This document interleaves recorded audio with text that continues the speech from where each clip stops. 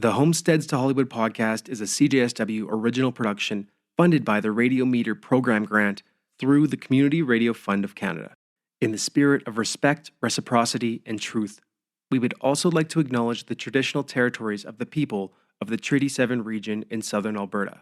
This includes the Blackfoot Confederacy, comprising the Siksika, Piikani, and Kaana First Nations, the Tsuut'ina First Nation, and the Stoney Nakoda, which includes the Chiniki, Bearspaw, and Goodstoney First Nations. The city of Calgary, traditionally recognized by the Blackfoot name of Mohkinstsis, is also home to the Métis Nation of Alberta, Districts 5 and 6.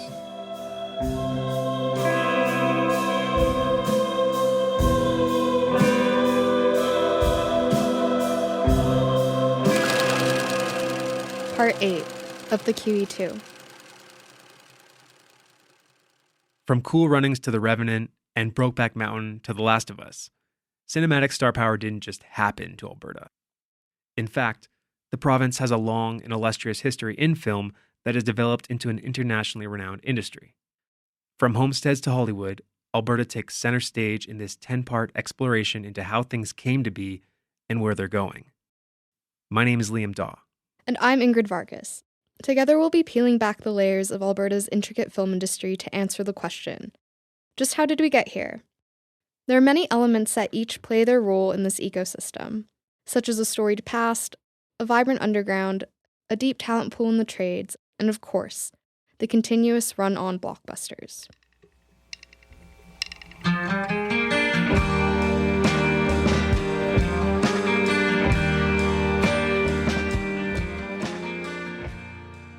So those are the communities I want to help, fighting for more diverse representation and fighting for greater Edmonton presence on the Canadian film scene, fighting for a greater Alberta presence. So we're not just watching films that were made in BC and Ontario and Montreal. We're watching more films from the Prairie Homestead. For much of the series so far, we've spent significant time identifying concepts like regional bias when comparing Alberta to some of the other film hotspots across Canada. What's ironic is that while underscoring the disparities between Calgary and Vancouver or Calgary and Toronto, we've actually left the provincial capital out of the conversation, almost entirely. And it's a little hard to help. Not only are we Calgary-based, but when it comes to big productions and international attention, Southern Alberta consumes most of the focus. That isn't to say that Edmonton and some of the province's northern communities are on the outside looking in. There is very much a healthy film ecosystem, and the region has contributed so much to the provincial and national film industries. In particular, Edmonton has made a strong impression onto the horror and documentary formats globally. It's also home to some of the most important cooperatives within the sector, namely FAVA. The Film and Video Arts Society of Alberta, or FAVA, is for Edmonton filmmakers what CSIF is to those in Calgary.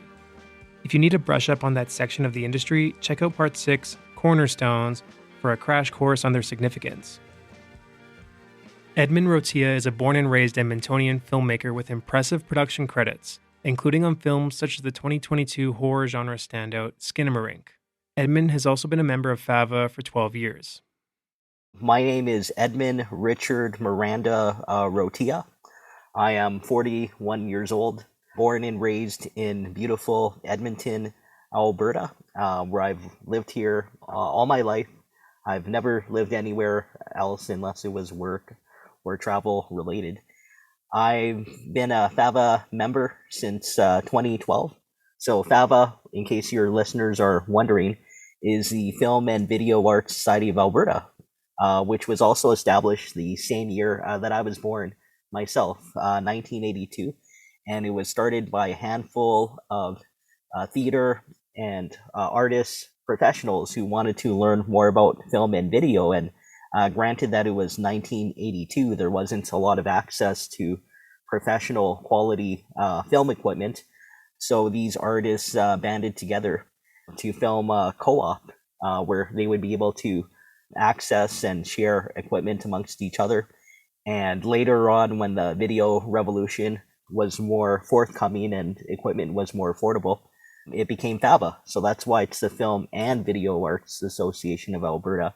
And we've been operating for over 40 years, operating classes, workshops, equipment rentals, networking, and professional development opportunities for emerging artistic, creative filmmakers in the Edmonton and Northern Alberta.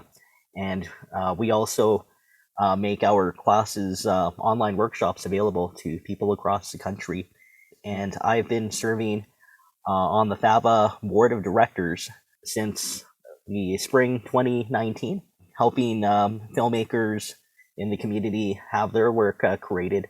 FAVA is definitely instrumental to helping create community, helping to educate, inform, and train the community while making equipment and training accessible and affordable so that members don't have to spend a lot of money to go to the bigger, more established production centers like Vancouver or Toronto or LA or New York or elsewhere. I like to quote one of my mentors, Ava Karvinen, who's a longtime documentary filmmaker in Edmonton. FAVA has allowed people to work anywhere in the world on any production while calling Edmonton their base, to live here and to work here. If you're an Albertan, you're probably well aware of the Calgary-Edmonton rivalry. From sports teams to river valleys, the two cities have been compared and contrasted with one another in just about every way. Although with film, it appears to be a little different. Competitively speaking, it isn't really close. Calgary has a significant amount more of activity within the film and television industries, and it's almost always been the case. At the same time, Edmonton isn't really trying to chase the title or emulate those levels of economic success. From a distance, it seems like Alberta's capital is more engaged in strengthening an already strong independent scene and fulfilling a niche role within the medium. In a geographic rivalry with plenty of bitterness, the film front seems much more neighborly.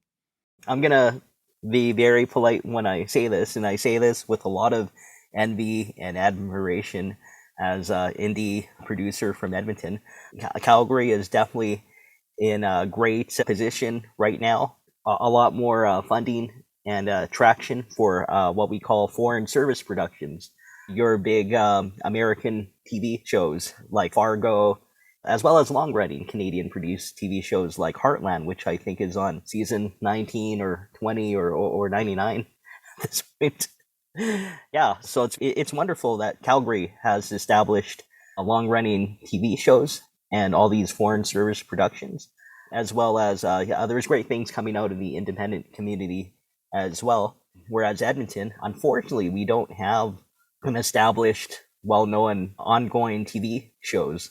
Like we might have TV pilots filmed here, or maybe an episode or part of an episode here, like downtown Edmonton served as the backdrop for one of the early episodes of The Last of Us. Edmonton was only in it for like less than 2 minutes. And Calgary has a lot more facilities like the Calgary Film Center. And kudos to the film commissioner. He's done a lot to attract world-class TV film productions and get work made. And I'm just in admiration of the Calgary Film Center, as well as all the other professional studios, because in Edmonton, we don't have as much foreign service productions, and we don't have as much ongoing TV shows or as big Hollywood blockbuster movies. But yeah, Edmonton is trying, but Calgary, yeah, things are a lot better, definitely a lot more resources, job opportunities. This is just conjecture, but maybe because Edmonton is a northern city, at least more north than Calgary, the filmmaking creative community has kind of been an island to itself, not necessarily isolated, but we've had to lean on each other, especially in the past few decades, for resources, support, crew, performers. And one of the more affordable feature films to make is horror.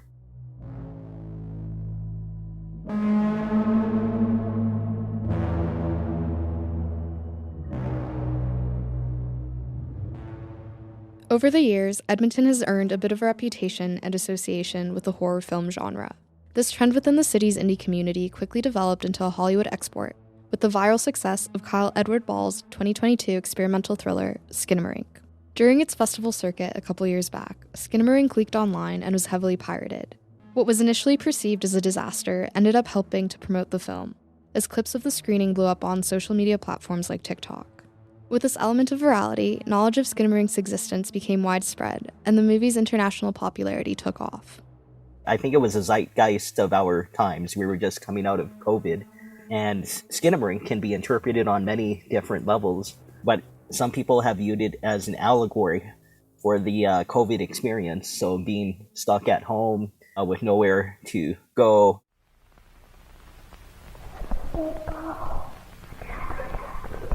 In this house.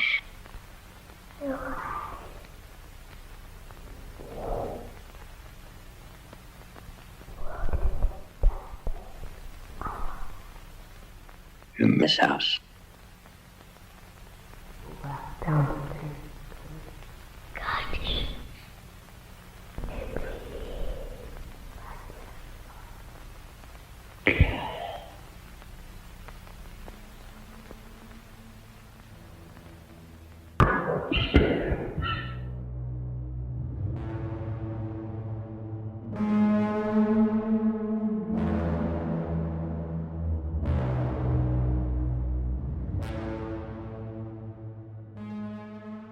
We're very grateful for the support and even the continued media attention that the film has continued to receive. In fact, I like to Google Skinabrink every now and then, just to see what the latest news and updates are.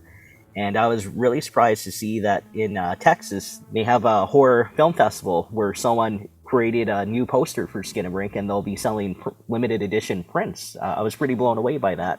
And it just comes to show how, even though this was a little crowdfunded grassroots film, it's been a global cultural phenomenon. So Kyle Edward Ball sends me updates where fans have gotten tattoos, or people have named their kids after the main characters from Skinabrink.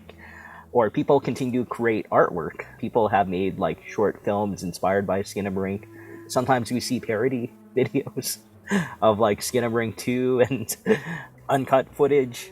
But yeah, I'm really amazed. Yeah, it was a challenging experience though, because when we were making this film, we didn't expect all this, and we struggled to shop the film around. We didn't really get any attention from Canadian distributors and sales agents because we were unknown people a few years ago. And it was only by sheer fortunate circumstances, what Kyle describes as a series of happy accidents, that we're able to meet the right people at the right point in time in history, such as this one distributor in the United States who really liked the trailer.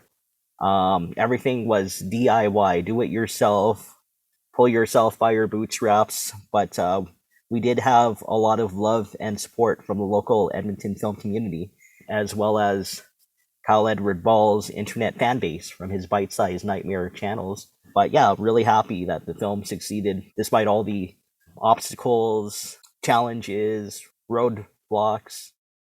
Much like the discussion put forth in Part 5, The Prairie Problem, Edmontonian filmmakers face similar adversities as their Calgary peers. As relevant as funding disparity is to the province's northern region, representation and equal opportunity in film are also real issues.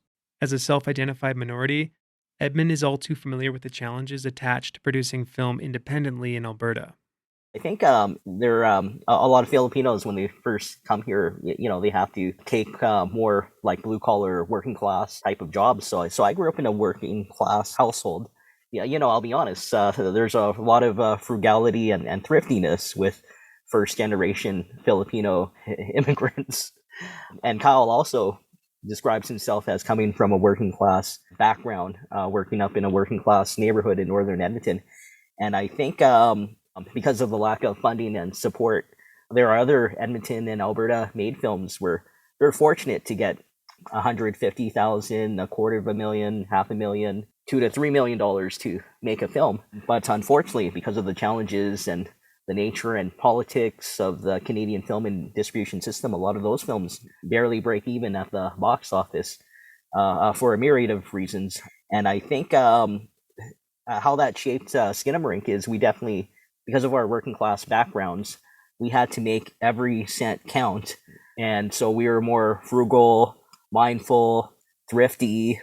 We had to stretch every penny. We had to squeeze every penny.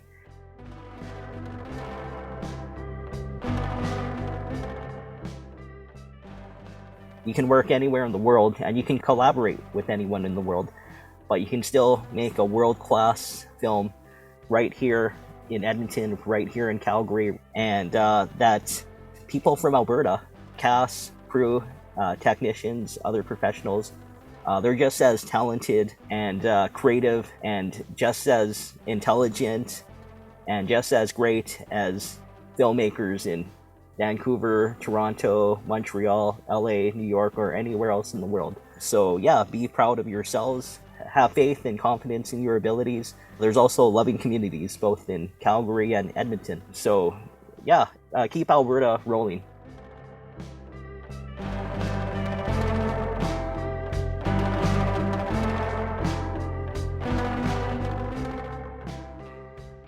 Considering the success of Kyle Edward Ball and the establishment of film footholds like FAVA, Edmonton looks the part of a place built for fostering an independent scene. Like any robust indie market, the city is also home to several important buildings that facilitate the culture. The shining example being Alberta's crown jewel of art house cinema, the Metro. Nestled into the historic Garneau neighborhood, Metro Cinema has operated in several different homes since the 1970s, but has inhabited the 84-year-old Garneau Theatre since 2011. My name is Heather Noel. I am the programming manager at Metro Cinema. Metro Cinema is a non-profit movie theater. We have existed in some form since the 70s and under different names. The role of Metro in Edmonton's exhibition film world has, shifted over time. It started prior to, I think, home video. It really was a matter of making a whole range of cinema available to people in Edmonton that there was literally no other way they could access these films. We really are more committed to a diversity of programming, kind of shining a light on things that are maybe a little less known, also allowing people the opportunity to see some of their favorite classic films and contemporary films on the big screen if they haven't had that opportunity before. And so we do both a mix of new release films, festival films, art house films, a little bit on the cult side. And we also work with guest programmers from the community who suggest thematic ideas for films and also provide context for those screenings. Metro is the hub for alternative cinema in Edmonton. When it comes to programming, you can expect the unexpected, similar to what the Cinematheque in Calgary offers at the Globe. From 80s classics to Albertan indies, Heather and her colleagues at Metro put lots of effort into curation that stands apart from the mainstream. I think that there is part of what we are hoping to do is inspire people. So I think that, talking specifically about local film, if you can't see it that it's being made and you can't engage with the people who are making it, then it's really easy to feel like it's just this insurmountable undertaking. We tend to see film as these very big budget endeavors that take, hundreds, if not thousands of people to make, and typically in the very big, centers, New York, LA, etc. And so part of what we like to do is show films that are being made locally, bringing in the filmmakers and making it seem a little less inaccessible. In terms of the independent film scene, Edmonton, just from an audience standpoint, is very genre heavy. The audiences love horror and can't get enough of it. And so I think you see some of that reflected in the films that get made here. I think Edmonton also has an incredibly strong documentary scene, all different types of documentary, but things that tend to lean a little bit more experimental or creative nonfiction, as well as a lot of Indigenous issue-based documentaries, very popular here. Also a movie like Hey Victor, which was also huge this year. I'm Cody Lightning, Little Victor, as most people know me or should know me. Smoke Signals, big movie, I was in it.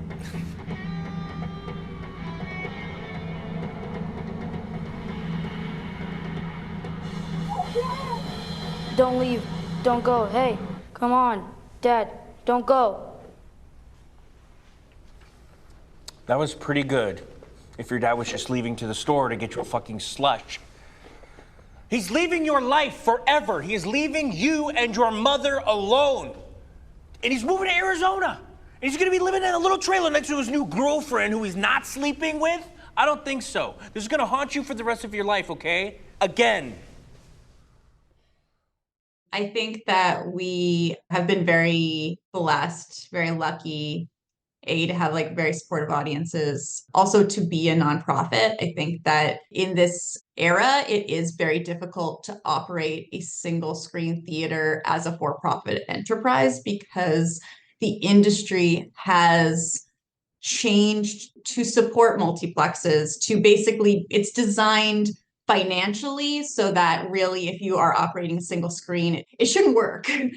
And so, because we have volunteers, donors, public funding, that allows us to really make the most of what a single screen theater can be. And that's sometimes in spite of like how distribution works.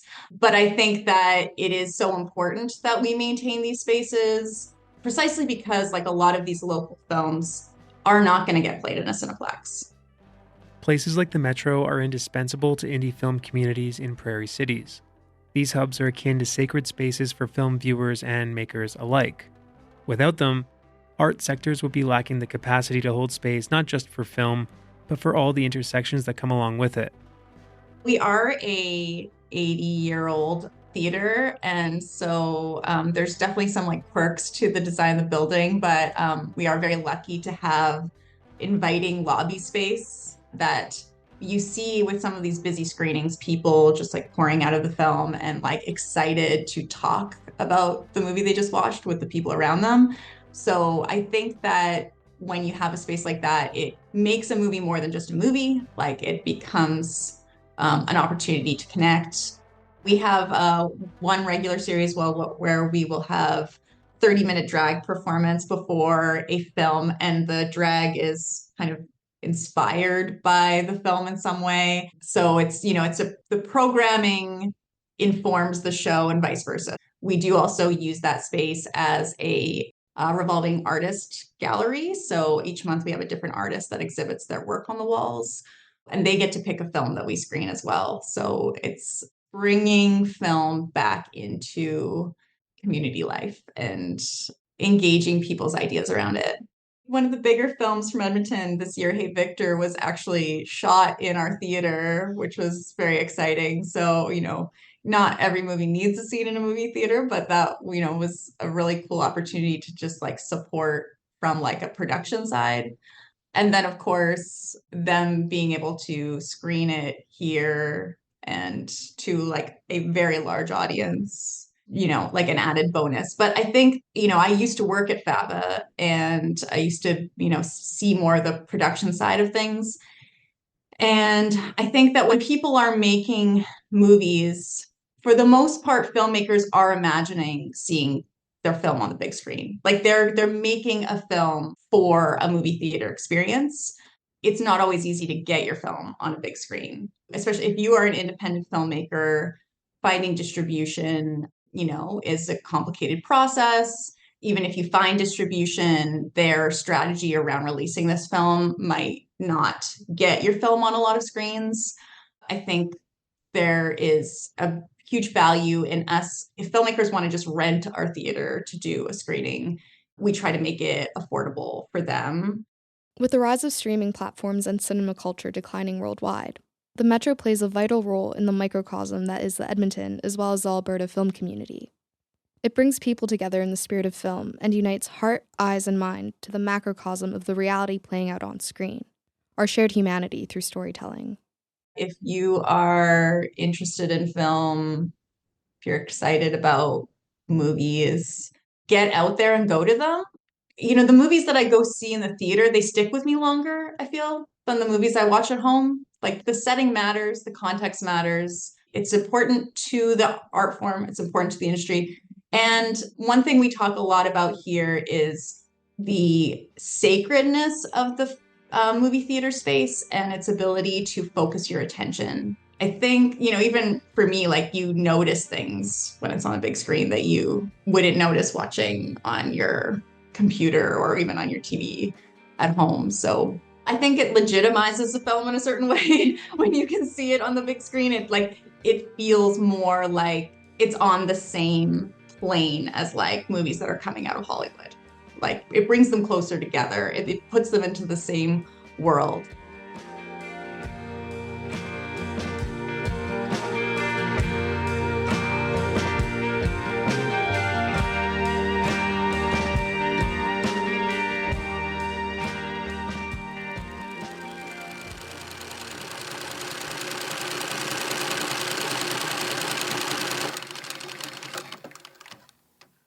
As a production team of 3 Calgarians and a Russian, we leaned into some Edmontonian guidance for this episode, and for that, we're grateful.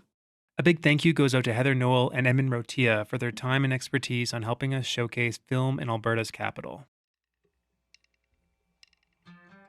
For part 9, we're heading south, 300 kilometers back down Highway 2 to delve into the phenomenon that kickstarted the very idea for this podcast, Alberta's curious relationship with Hollywood. Well, you often hear individuals taking credit for landing shows. I don't agree with that worldview. I think that the reason a project comes is a multitude of reasons, ranging from the exchange rate of the dollar to the availability of locations, the availability of crew and sound stages, the timing and available of actors. Even some A-list actors can determine where a project shoots. If you're a powerful enough actor and you want to shoot in a certain city, you can refuse. And in our early days, we had that happen. There's the overall costs, the availability of office space, on and on. So I think it's a combination of things, but the largest piece is the incentives. I think when the government, in the case of HBO and The Last of Us, I absolutely think that when the government removed the cap, that was the single largest factor, I would say, in making Southern Alberta very desirable to people who are budgeting projects.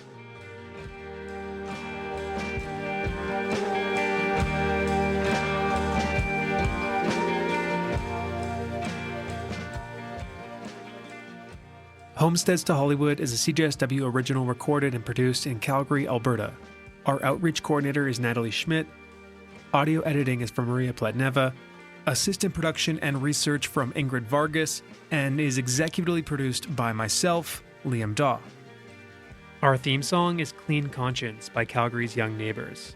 Other music throughout is from Edmonton-based indie rockers, the Velveteens.